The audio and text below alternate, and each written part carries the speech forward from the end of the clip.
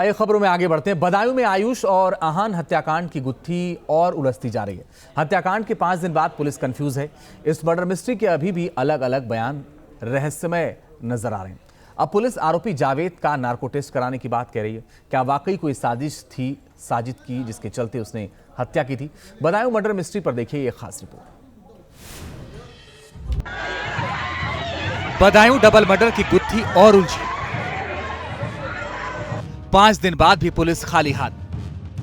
जावेद के बयान से गहराया रहस्य। बदायूं में 2 मासूम बच्चों का डबल मर्डर इस समय सुर्खियों में है। बच्चों का बेरहमी से कत्ल करने वाला साजिद पुलिस एनकाउंटर में मारा जा चुका है। मौके पर मौजूद उसका साथी जावेद फरार हो गया था, लेकिन गुरुवार रात उसने बरेली में सरेंडर कर दिया। बाद में बदायूं पुलिस उसे ले आई। जावेद को सीजीएम कोर्ट ने 14 दिन की न्यायिक हिरासत में भेज दिया, लेकिन इससे पहले पुलिस से हुई पूछताछ में उसने कुछ राज उगले थे। सरेंडर करने से पहले भी उसने एक वीडियो में वारदात के बारे में कुछ कहा था, लेकिन इन सब बातों से पूरी गुत्थी ऐसी उलझी कि खुद पुलिस कह रही है कि जरूरत हुई तो जावेद का नार्को टेस्ट कराया जाएगा। दरअसल जावेद के सरेंडर के समय एक वीडियो बनाया गया था। इसमें वो अपनी पहचान बता रहा है। इस वीडियो में वो कह रहा है, मेरा कोई कसूर नहीं है, जो कुछ किया वो साजिद ने किया है, मैं बेकसूर हूँ, मुझे पुलिस के पास ले चलो, मैं जावेद हूँ। घटना के बारे में वो कहता है कि मुझे कुछ नहीं पता, मैं घबरा कर भाग गया था। बाद में मेरे पास लोगों के फोन आए कि तेरे भाई ने ये कर दिया है, जबकि पुलिस की पूछताछ में उसने कहा मैं बाइक लेकर घर के बाहर खड़ा था। जब साजिद खून से सने चाकू और कपड़ों में बाहर आया तो मैं घबरा कर भाग गया। इन दोनों बयानों में विरोधाभास है। ऊपर मैं पहले भी बता चुका हूं कि मोटिव के बारे में जो वादी के द्वारा तहरीर दी गई है उसमें जो जिक्र किया गया है उस एंगल की भी बात हम लोग उस पर जांच कर रहे हैं। इसके अलावा इन्वेस्टिगेशन अभी खुली हुई है, हर तरफ जांच चल रही है, हर तरह की जांच चल रही है, और जैसे ही कोई तथ्य प्रकाश में आएंगे, सब्सटेंशियल फैक्ट्स जो सामने आएंगे, उसके बारे में आप लोगों को अवगत कराया जाएगा। उधर मारे गए बच्चों की मां का कहना था कि साजिद अपनी गर्भवती पत्नी की डिलीवरी की बात कहकर 5,000 रुपए उधार लेने आया था, लेकिन खुद साजिद की पत्नी ने साफ किया कि वो प्रेग्नेंट नहीं है। चाय बना रहे थे, आके यहाँ गिरा तो बोला भाभी का पालन नहीं देगा, चल आयुष मुझे दिखा दे। उसे लेके चला गया। हमने चाय बन रही, चाय पी लो, बोले नहीं चाय पी लेंगे बाद में। वहाँ ले जाते जो उसको पार्लर में लेके पार्लर से उसे ऊपर ले गया। ऊपर आयुष और आन को ले जाके उसने वहाँ गेट बंद कर लिया और आयुष को पहले मार दिया। आन नहीं आया, पानी उसके लिए उसे भेजा, वो लेने आया, जब वो गया तो उसको भी वहीं कत्ल कर दिया उसने, मेरे बेटे। पकड़े गए जावेद का कहना है कि इस परिवार से उन लोगों के अच्छे संबंध थे, पर साथ ही ये भी बताया गया कि साजिद मानसिक तौर पर परेशान रहता था।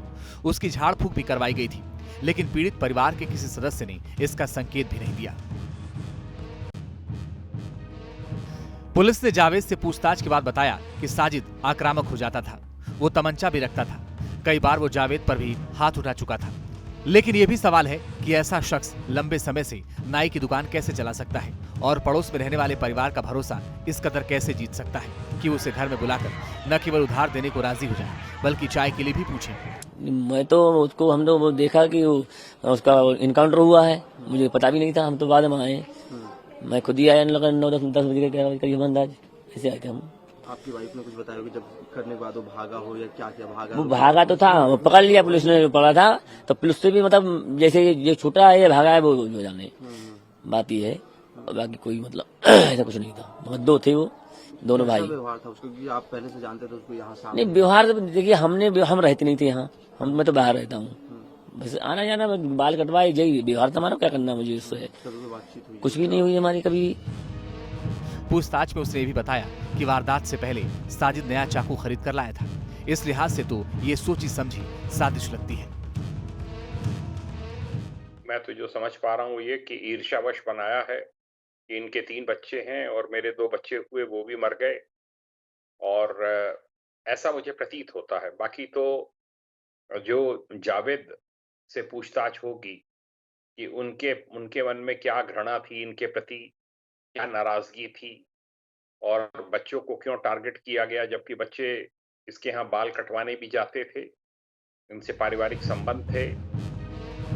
अब सवाल उठता है कि कहीं ये सोची समझी साजिश थी या फिर सनक में किया गया कत्ल। एक थ्योरी ये भी है कि साजिद के बच्चे नहीं थे, वे पैदा होते ही मर जाते थे, इसलिए वो बच्चों से नफरत करता था, इसलिए उसने बच्चे मार दिए। लेकिन सवाल है कि अगर उसे बच्चों को मारना ही था तो घर में घुसकर क्यों मारता? वो जब उनका भरोसा जीत चुका था तो उन्हें बहाने से कहीं दूर ले जाकर उनकी हत्या कर सकता था। इन सभी सवालों से पुलिस का भी माथा घूम रहा है। इसलिए पुलिस ने पकड़े गए साथी जावेद का नार्को टेस्ट तक कराने की बात कही। बहरहाल सच क्या है ये तो आगे की पुलिस कार्रवाई में ही पता चल पाएगा। Team news nation. और इस खबर पर और ज़्यादा जानकारी के लिए अपने सहयोगी रोमान का रुख करते हैं।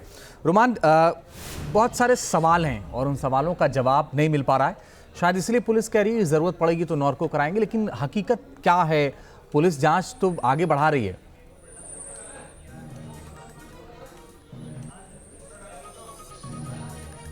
देखिए, बिल्कुल पुलिस लगातार जांच को आगे बढ़ा रही है क्योंकि अभी समय बहुत कम हुआ है।